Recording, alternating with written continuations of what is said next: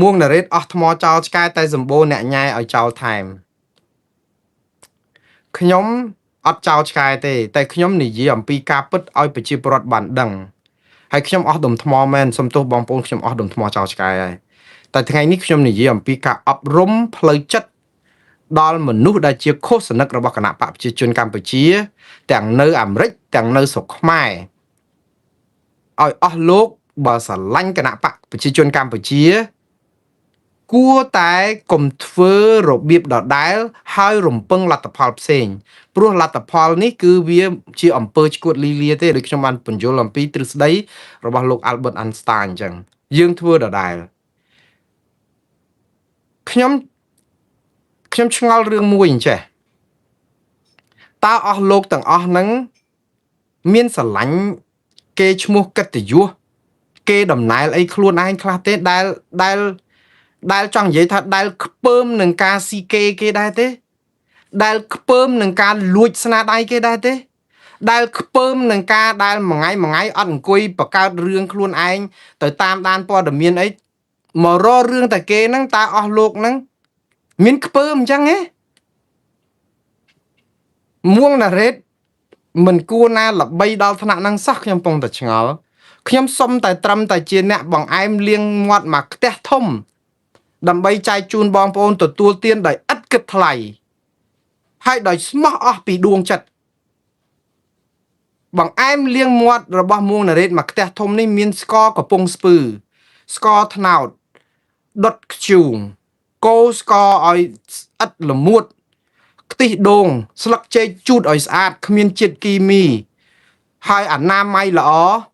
គឺដើម្បីឲ្យបងប្អូនទទួលទានឲ្យជក់ចិត្តហើយគេមកពេញចិត្តយើងមួយថ្ងៃអត់មានបានទៅគិតបង្កើតបង្អែមលៀងមាត់មកផ្ទះតូចមកកតោតូចឬក៏មកផ្ទះប៉ិនចាំងពហិអីធ្វើខ្លួនឯងទៅព្រោះបើមួនណារ៉េតដាក់ខ្ទិះដូង10កំប៉ុងឬក៏ថា50កំប៉ុងក្នុងផ្ទះថ្នោតអស់លោកលុយមកកណោតដាក់500កំប៉ុងខ្ទិះដូងចឹងទៅហើយគ្រំនោះស្ករថ្នោតហ្នឹងឲ្យវាឈ្ងុយឆ្ងាញ់អីខ្លួនឯងទៅហើយលក់ទៅ free ទៅចែកដល់ផ្ទះទៀតទៅហេតុអីបានជាមិនធ្វើដូច្នេះខ្ញុំពងតែឆ្ងល់មួយថ្ងៃមិនដឹងជាស្អីទេរករឿងតែមួងណារ៉េតហ្នឹងខ្ញុំអត់យល់មកបងប្អូននិយាយបើបងប្អូនទាំងអស់គ្នាស្ដាប់មើលថាហេតុអីបានជាគណៈបកប្រជាជនកម្ពុជាខ្សោយដល់ថ្នាក់នេះខ្ញុំនិយាយថាអស់លោកខ្សោយមែនតើព្រោះមួងណារ៉េតនេះគឺជាបង្អែមលៀងមាត់មកផ្ទះម្នាក់ឯងសុទ្ធសាធមានតែស្លាបปากកានិងទូរស័ព្ទដៃ iPhone មួយគ្រឿងកាចាស់នឹងមេក្រូបន្តិចហើយនឹងដងផ្សាយនឹងលុយបន្តិចបន្តួចគ្រាន់បង់អ៊ីនធឺណិតប្រចាំខែហ្នឹងមានតែប៉ុណ្្នឹងឯងអស់លោកមានទូរទស្សន៍ជាតិមានវិទ្យុសារព័ត៌មានរាប់រយរាប់ពាន់នៅស្រុកខ្មែរវិទ្យុទូរទស្សន៍សារព័ត៌មានអង្គការសង្គមស៊ីវិលដែលជាអាមីអាថោងរបស់គណៈបកកណ្ដាលអំណាចសហជីពដែលជាក្រុមរបស់រដ្ឋាភិបាលស្ថាប័នគ្រប់ក្រសួងមន្ទីរស្អីនឹងអាមីអាថោងជាផ្សេងជាលលោកជាព្រៀបជាអីរបស់រដ្ឋាភិបាលដើរព្រុសគ្រប់ពួកអសំទោសមិនគួរណាប្រើពាក្យហ្នឹងទេមើងងាយគេពេកដើរហែកគេដូចថាប៉ាតណាប៉ាតណៃគ្រប់ប៉ុស្តិ៍គ្រប់ទូរទស្សន៍គ្រប់វេទិកាគ្រប់ Facebook គ្រប់អីអត់គ្រប់គ្រាន់ទេប៉ុណ្ណឹងអស់លោកធ្វើអត់បានដើម្បីឲ្យប្រជាពលរដ្ឋ18លាននាក់ហ្នឹងស្ដាប់អីចឹងហៅតែពីមួយថ្ងៃមករករឿងតាប្រអែមលៀងមាត់មកផ្ទះធំរបស់មួងណារ៉េតហ្នឹងអត់យល់អត់បង្កើតខ្លួនឯងអត់រៀបចំខ្លួនឯងអត់ចង់កោស្ករខ្លួនឯងអត់ចង់អីមកអង្គុយតែលួចបោះគេទៅចឹងមកតើខ្ពើមទេបងប្អូនខ្ពើមមួងណារ៉េតទេបើស្អប់មួងណារ៉េតខ្លាំងណាស់ហេតុអីមកលួចតែផលិតផលមួងណារ៉េតយកទៅផ្សាយតែរហូតអញ្ចឹងខ្ញុំឆ្ងល់ហេតុអីបានម៉ោងណាក៏លឺសូរមួងណារ៉េតអត់ចង់ឲ្យល្បីប៉ុន្តែផ្សាយមួងណារ៉េតរាល់ពេលបងប្អូនជួយផ្សាយពាណិជ្ជកម្មឲ្យមួងណារ៉េតទេខ្ញុំសូមជម្រាបខ្ញុំគាត់និយាយប៉ុណ្ណឹងឯងព្រោះអីអ្វីដែលអស់លោកយកទៅលាបពណ៌វាយប្រហាមួងណារ៉េតក្បត់ជាតិនេះក្បត់ជាតិនោះសុទ្ធតែខុសនេះខុសនោះវាជាឱកាសលួចទេបងប្អូនលួចផលិតផលស្នាដៃរបស់មួងណារ៉េតទេអត់ផលិតខ្លួនឯងអត់ចេះសោះរឿងផលិតខ្លួនឯងនឹងចាំតែលួចគេចម្លងអាកម្មសិទ្ធិបញ្ញាគេនឹងលួចទៅយកទៅប្រើហើយវាសោកស្ដាយអី ឲ្យខ្ញុំនឹងវាមិនមែនជាអ្នកទៅតាមរឿងលួចកម្មសិទ្ធិបញ្ញាអីដែរទេព្រោះអីរបស់ដែលផ្សាយទៅនឹងវាជារបស់អត់អស់លុយអញ្ចឹងទៅខ្ញុំនិយាយថាអស់លោកអត់ចេះខ្ពើមនឹងការលួចហ្នឹងគឺមកលួចគេឈ្មោះភាពល្បីស្នាដៃរបស់មួងណារ៉េតហ្នឹងអាបង្អែមលៀងមាត់មកផ្ទះធំហ្នឹងឥឡូវគឺយកទៅអាបង្អែមហ្នឹងមករករឿងសុទ្ធតាកក្រិចទេណាអត់អនាម័យទេអ្នកហ្នឹងចេះមួងណារ៉េតហ្នឹងចេះមួយចេះពីរអីចឹងទៅខ្ញុំពងតែឆ្ងល់ចុះប្រព័ន្ធផ្សព្វផ្សាយអស់លោកសប្ងៃហ្នឹងមិនផ្សាយទៅឧទាហរណ៍បើមួងណារ៉េតផ្សាយថាថៃដណ្ដើមដីខ្មែរអស់62កន្លែងហើយឧទាហរណ៍កុំមករករឿងមួងណារ៉េតថាកាន់ជើងថៃថាថៃដណ្ដើមដីខ្មែរអស់62កន្លែងក្បត់ជាតិកុំនិយាយចឹងព្រោះអាដីហ្នឹងថៃយកហើយអញ្ចឹងដើម្បីឲ្យមានព័ត៌មានដើម្បីអស់លោកយកមកប្រើកុំមករករឿងមួងណារ៉េតម្នាក់ឯងសុតសាតចោះអស់លោកមានវិទ្យុទូរទស្សន៍ណាបង្កើតចេញមកណែអត់ត្រូវទេអត់មាន62កន្លែងទេហើយដណ្ដើមគ្រប់គ្រងដែនអធិបតេយ្យកម្ពុជាបានតែ40កន្លែងទេឧទាហរណ៍អ្នកកន្លែងទី1ឈ្មោះអញ្ចេះនិយាមការអញ្ចេះចេះវាយបានពីថ្ងៃនេះប៉ុណ្ណេះទាហានខ្មែរស្លាប់នៅកន្លែងហ្នឹងប៉ុណ្ណឹងទាហានថៃស្លាប់នៅប្រមាណអ្នកបរហាញអាភ័ស្តុតាងអញ្ចេះដើម្បីឲ្យប្រជាពលរដ្ឋគេទទួលបានអត់មកនិយាយមួងណារ៉េតក្បត់ជាតិនិយាយកាន់តែជើងថៃអីចឹងទៅតែដីអស់62កន្លែងបាត់តែខ្លួនឯងអត់យកភ័ស្តុតាងមកបង្ហាញទេមកហែកមួងណារ៉េតអីណាវិញអត់ចេះខ្ពើមនឹងគេនឹងសោះនិយាយទៅអស់លោករាល់ថ្ងៃនេះបើអត់យកមួងណារ៉េតទៅផ្សាយប្រហែលអត់មានអ្នកណាមើលហ្មង show ហ្នឹងមកខ្ញុំចង់តែសង្ស័យចឹងទេខ្ញុំសុំទោសខ្ញុំមិនមើលស្រាលអស់លោកដល់ថ្នាក់គ្មានប្រជាប្រិយដូច្នេះទេព្រោះអំពើបាបផ្សាពាលារបស់អស់លោកហ្នឹងគឺត្រូវបានគណៈបកប្រជាជនកម្ពុជារបស់អស់លោកហ្នឹងតាមមើលគ្រប់ពេលព្រោះអីស្ថាស្ដាប់បទចម្រៀងនៃភាពជេរបតិចហ្នឹងវាស្វំព្រោះញៀននឹងពាក្យជេរបតិចគ្នាហ្នឹងអញ្ចឹងនៅតែមាន fan របស់អស់លោកហ្នឹងតាមមើលទេអត់ដូចថានរុអវជ័យអញ្ចឹងគឺក្រុមអស់លោកហ្នឹងតាមមើលអញ្ចឹងប៉ុន្តែបើសិនជាមនុស្សដែលគេជាអ្នកប្រជាធិបតេយ្យគេខ្ពើមអស់លោកតាំងពីយូរហើយអ្នកខ្លះគេ block ចោលអស់បើខ្ញុំវិញ block ខ្ទេចខ្ទីអស់យូរហើយខ្ញុំបើកអត់ឃើញទេអ្នកណា share link អីមកក៏ខ្ញុំបើកអត់ឃើញដែរដោយសារអីដោយសារខ្ញុំ block ចោលអស់វាចង្រៃវាខាតពេលតែអស់លោកទៅជាអញ្ចឹងផ្សាយតែព័ត៌មានរបៀបលួចគេរបស់គេហើយយកឈ្មោះមួងណារ៉េតទៅនិយាយគ្រប់ពេលហើយគ្រប់ដែលថាបងប្អូនកាត់ screenshot មកឲ្យឃើញគ្រប់គេថាគ្រប់គ្នាគណៈបកប្រជាជនកម្ពុជាអត់មានភាពច្នៃប្រឌិតបកើតអីផ្អែមលៀងមាត់មកផ្ទះធំខ្លួនឯងអីសោះមកចាំតែលួចបោះមួងណារ៉េតហើយទៅមករករឿងថាមួងណារ៉េតហ្នឹងធ្វើបង្អែមហូបមិនកើតមិនបើអតិថិជនមួងណារ៉េតដល់ទៅ 100k ហើយហ្នឹង subscribe ហើយអ្នកមើលឡើងដល់ជិត32លាន views ហើយហ្នឹងហើយដល់អញ្ចឹងមកចំណែនណាបងប្អូនអានេះគេហៅថាគំនិតនិន្ទាឈ្នានេះចំណែនមកចំណែននឹងមួងណារ៉េតចុះយើងអីក៏កើតមកខុសគេមែននៅក្នុងជីវិតហ្នឹងគឺយើងកើតតែមានអាគំនិតនិន្ទាឈ្នានេះអញ្ចឹងហើយបានដូចនៅក្នុងសភៅរបស់លោកប៊ុនច័ន្ទមុលដែលនិយាយពីចរិតខ្មែរខ្ញុំមែនតើខ្ញុំចង់ឲ្យបងប្អូនកែសភៅខ្លឹមសារសភៅរបស់លោកប៊ុនច័ន្ទមុលពីរឿងចរិតខ្មែរហ្នឹងថាខ្មែរយើងមានចរិតផ្ដាច់ផ្ដិលគ្នាជន់ឈ្លីគ្នាក្តិចត្រួយគ្នាខ្លាច់គ្នាល្អជាងខ្លួនហើយនិន្ទាឈ្នានេះចំណែនគ្នាតាមពិតណាជាតិសាសនាក៏អញ្ចឹងដែរបងប្អូនអារឿងចំណែននិន្ទាឈ្នានេះវាមិនមានខុសគ្នាហ្មងទេប៉ុន្តែជាតិសាសយើងហ្នឹងគឺបង្ហាញឲ្យឃើញអញ្ចឹងហ្មងអញ្ចឹងបានន័យថាអស់លោកចំណែននិន្ទាឈ្នានេះមួងណារ៉េតបង្អែមលៀងមាត់មកផ្ទះធំនេះហើយមួយថ្ងៃអត់មានរវល់ធ្វើអីពីរឿងដូចខ្ញុំនិយាយចឹងបើមួងណារ៉េតនិយាយពីរឿងថៃយកដីខ្មែរអស់62កន្លែងបើថាមួងណារ៉េតក្បត់ជាតិថាកាន់ជើងថៃអត់យកដល់62កន្លែងបង្ហាញទៅធ្វើ show មួយណែបាត់បង្ហាញពីនិយមការ62កន្លែងហ្នឹងវាអត់មែនទេនិយាយមិនត្រូវទេអត់និយាយចោលចឹងហ្មងថាបំពល់អីចឹងទៅហកទី2មួងណារ៉េតររឿងហេតុអីបានជាមិនព្រមប្តឹងថៃទៅតុលាការយុត្តិធម៌អន្តរជាតិនិងព្រំដែនអន្តរជាតិមកនិយាយថាខ្ញុំនឹងកាន់ជើងថៃ ខ្ញុំឲ្យប្តឹងថៃដើម្បីបានដីថៃដែលរឹបអូសពីខ្មែរមកវិញឲ្យខ្មែរតាមផ្លូវអន្តរជាតិដែលបានមក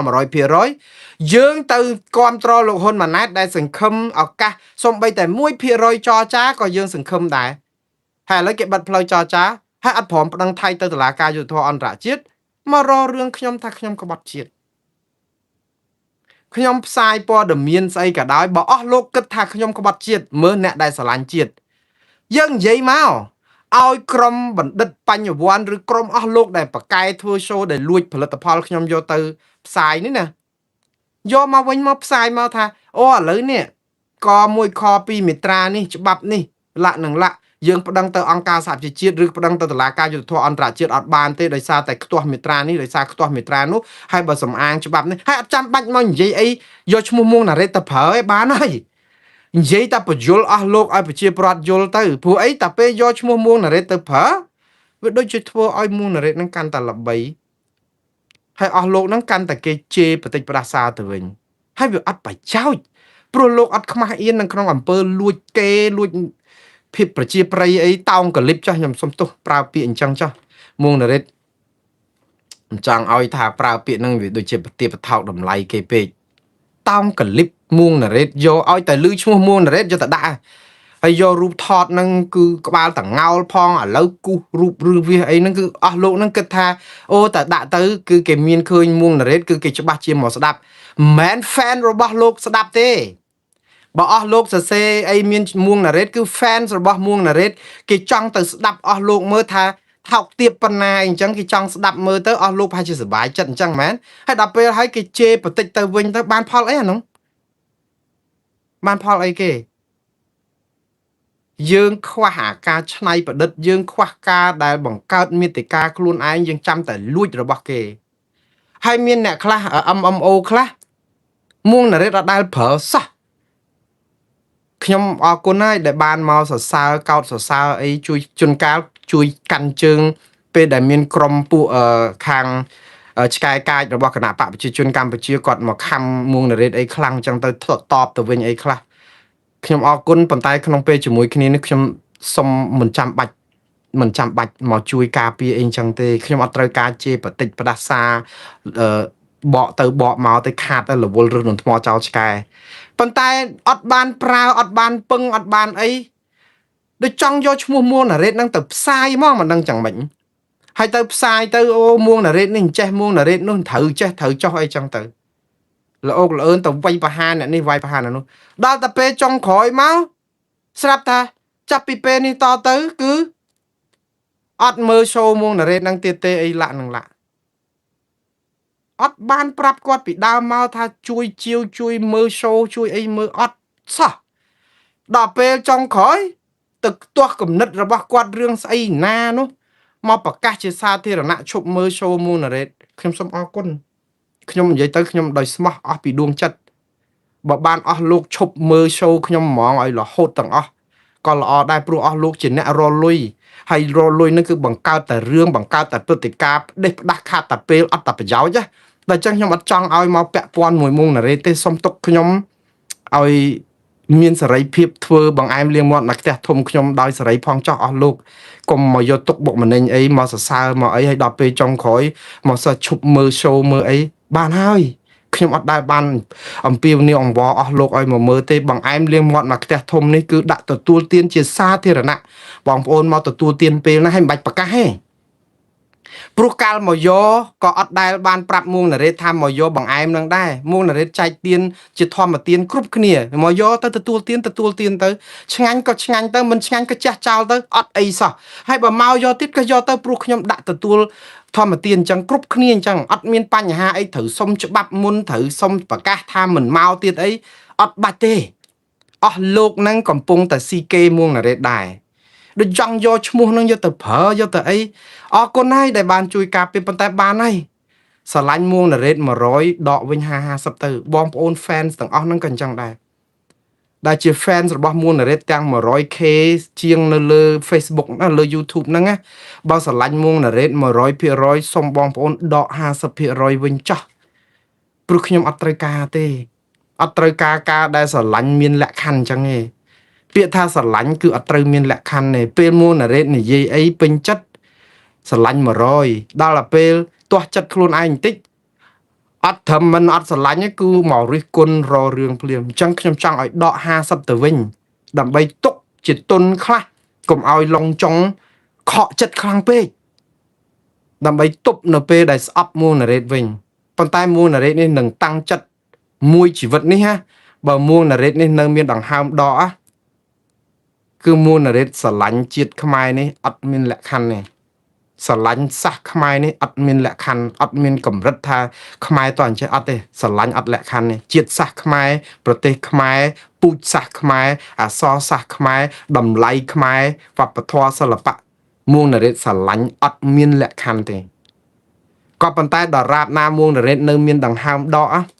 មួងណារ៉េតនឹងតស៊ូមតិរកយុត្តិធម៌ជូនប្រជាពលរដ្ឋប្រឆាំងនឹងពួកដឹកនាំផ្ដាច់ការនិងអ្នកនយោបាយប្រជាពិធបោកប្រាស់ប្រជាពលរដ្ឋ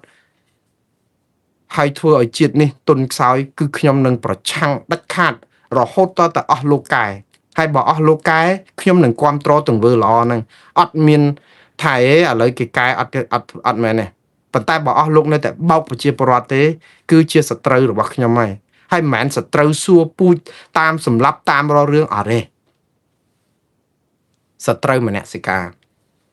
ខ្ញុំគ្មានគំនុំបុគ្គលទេអស់លោកក្រុមគ្រួសារទៅស្អីផ្សេងរឿងបុគ្គលអត់មានតាក់ទងមួងណារ៉េតទេមួងណារ៉េតអត់មាននិយាយរឿងបុគ្គលទេគឺរឿងនិយាយអំពីអង្គហេតុតត្តភាពយុត្តិធម៌សច្ចធម៌អញ្ចឹងកុំមកយករឿងបុគ្គលមកលាយឡំអស់លោកព្យាយាមយករឿងបុគ្គលមកវាយប្រហារមួងណារ៉េតគ្រប់ពេល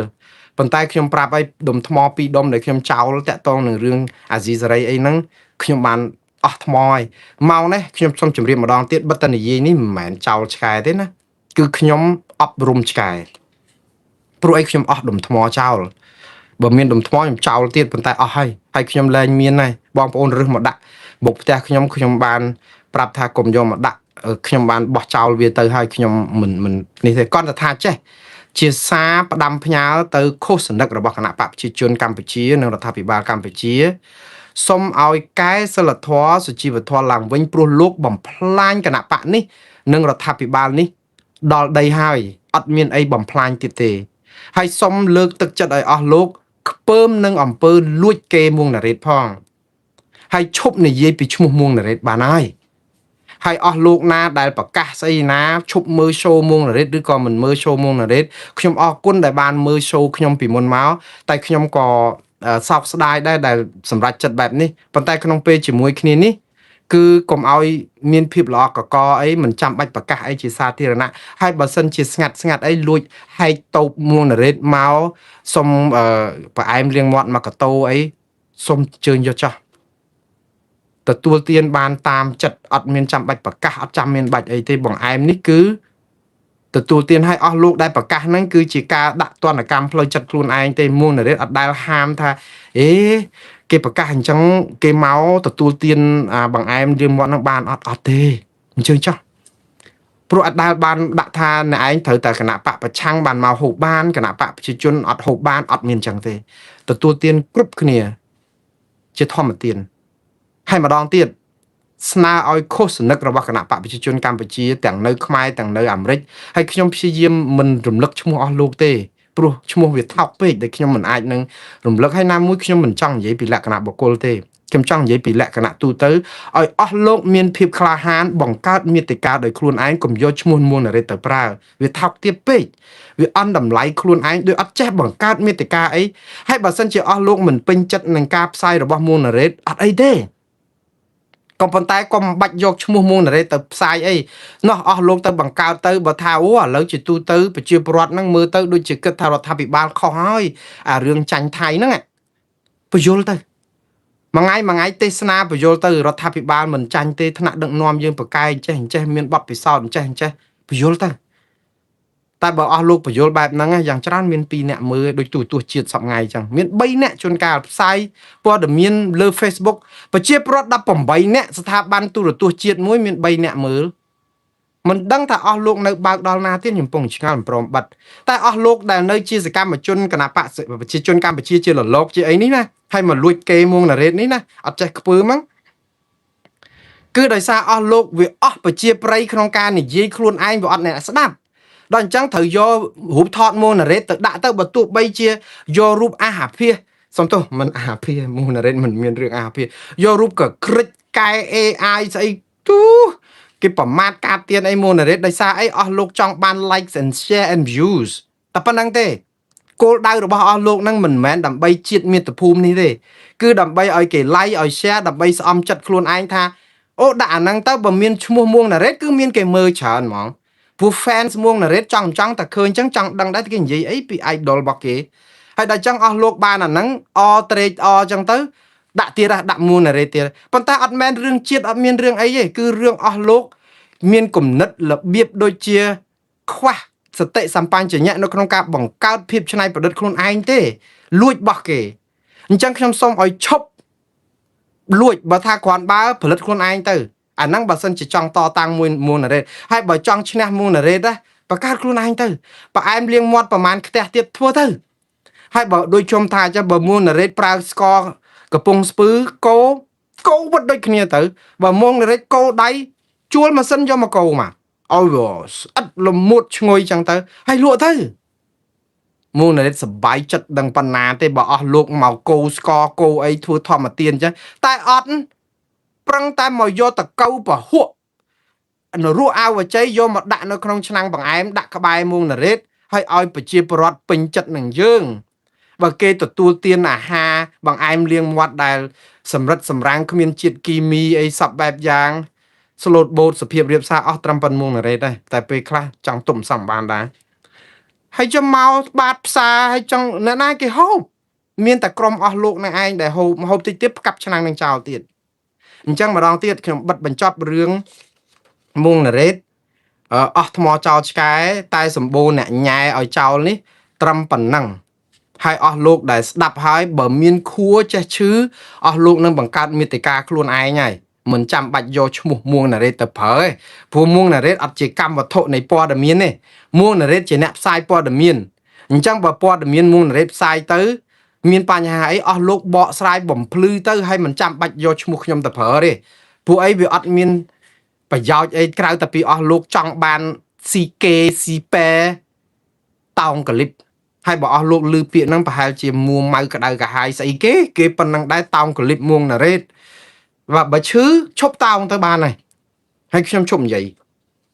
អូខេខ្ញុំសូមស្លេះប៉ុណ្ណឹងបងប្អូនឥឡូវនិយាយពីរឿងជាតិយើងវិញឃើញទេខ្ញុំចំណាយពេលប្រហែលប្រហែលហើយបងប្អូន1ម៉ោងជាងណាខ្ញុំគ្រាន់តែនិយាយរឿងហ្នឹងប៉ុន្តែបងប្អូនពេលខ្លះតលតែអញ្ចឹងបងប្អូនដឹងអំពីចរិតថោកទាបរបស់ក្រុមឃោសនិករបស់គណៈបកកណ្ដាលអំណាចដែលអត់ព្រមចោលសោះចរិតហ្នឹងហើយខ្ញុំជឿថាមេបកអីហ្នឹងប្រហែលជាមិនដឹងថាគេអោបកសោបកូនចៅគេអញ្ចឹងដល់ណាទៀតខ្ញុំអត់យល់ដែរអង្កាលបានជំរុះចោលឬមួយក៏ក្រុមនេះតែអញ្ចឹងទេចរិតគំនិតរបស់គេមេគេនឹងជួនកាលនឹងគេប្រឡែងចោលគេមិនឈឺឆ្អាលគេមិនឈឺក្បាលអីផងតែលោកអស់លោកនឹងចិត្តតែដូចថាចិត្តតែធ្វើអញ្ចឹងទៅដើម្បីកើតជំងឺអាជំងឺមួយគឺជំងឺបើអត់បានជេរគេដេកអត់លក់អូយធ្ងន់ធ្ងរណាស់ជំងឺនេះអស់លោកនឹងប្រហែលជាកើតជំងឺហ្នឹងជំងឺសរសៃប្រសាទមួយយ៉ាងដែលអត់ជេរគេគឺដេកមិនលក់ហើយដល់ពេលអញ្ចឹងទៅខ្ញុំអាសូរមែនតើខ្មែរគ្នាឯងហើយខ្ញុំនៅលើកទឹកចិត្តយុវជនគណៈបកសង្គ្រោះជាតិអីហ្នឹងប្រកែនោះគណៈបកប្រជាជនអីមានយុវជនមានបណ្ឌិតបញ្ញវន្តអីប្រកែទេនាំគ្នាបង្កើតមាតិកាដែលដាក់អង្គហេតុដាក់ភ័ស្តុតាងដាក់អីមកបង្អែមលៀងមាត់មកផ្ទះធំអីចឹងមកដូចគ្នាចឹងទៅអត់អីទេហើយធ្វើឲ្យឆ្ងាញ់ទៅហើយដាក់មកក្បែរគ្នាតាមពិតមួងណារ៉េតសបាយបើអស់លោកមានបង្អែមលៀងមាត់ឲ្យឈ្ងុយឆ្ងាញ់ជាងមួងណារ៉េតចោះ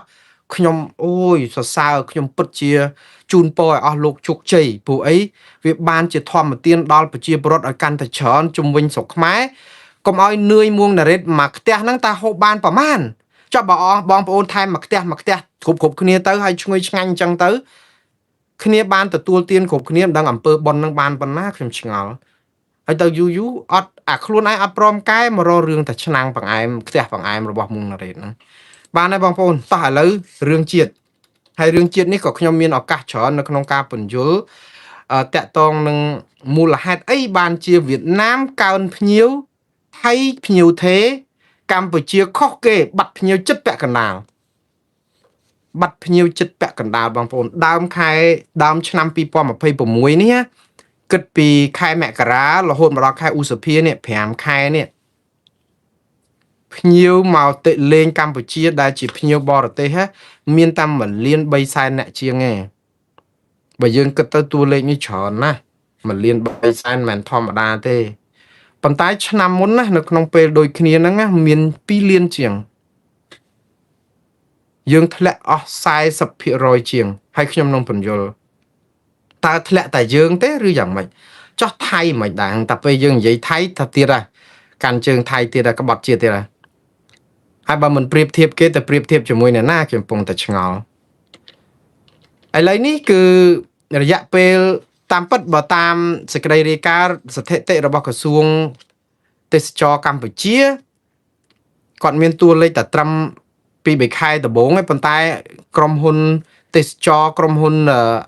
គ្រប់គ្រងតំបន់ទេសចរនៅអង្គរអីក៏បាននិយាយថាភ្ញៀវធ្លាក់ចុះខ្លាំងមែនតើគឺធ្លាក់មិនដែលធ្លាប់មានក្នុងរយៈពេល20ឆ្នាំចុងក្រោយហេតុអីបានជាធ្លាក់ដល់20ឆ្នាំចុងក្រោយបងប្អូនគឺគេរាប់ទៅដល់ឆ្នាំប្រមាណនៅតាំងពីរដ្ឋប្រហារឆ្នាំ97មកដឹងកាលពីហ្នឹងគឺភ្ញៀវធ្លាក់ខ្លាំងមែនតើ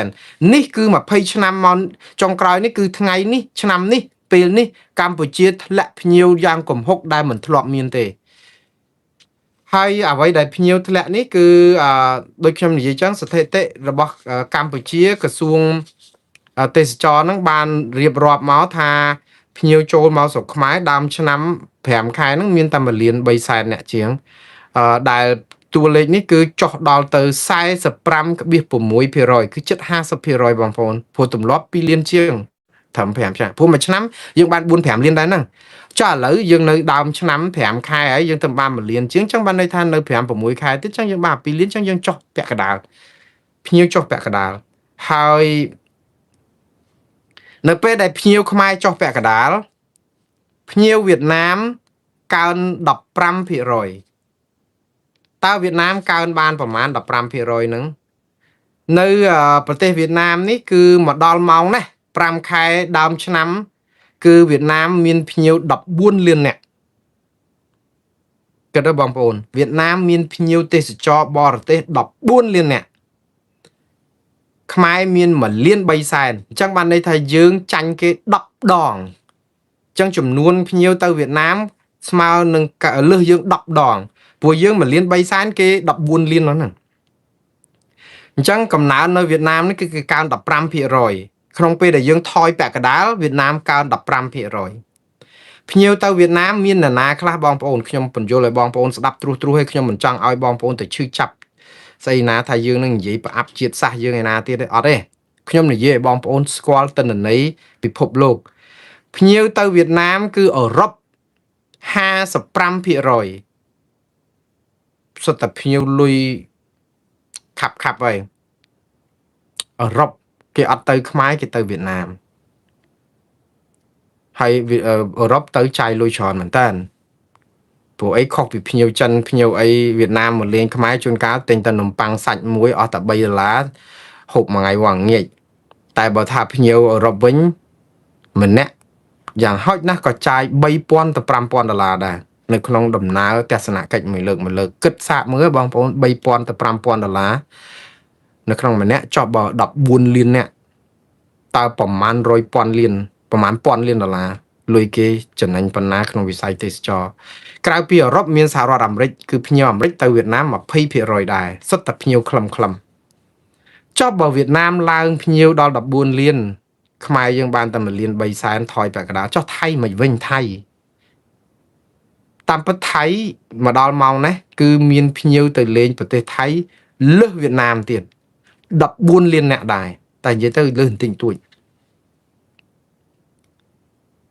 គេ14លានដូចគ្នាយើងបានតែ1លានជាង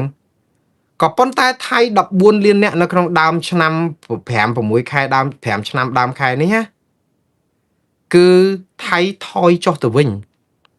ប៉ុន្តែថៃថយចុះ 2.3% ទេចឹងនៅក្នុងចំណោមភ្ញៀវដែលធ្លាប់ទៅលេងថៃ5ខែដើមឆ្នាំ2025បើប្រៀបធៀប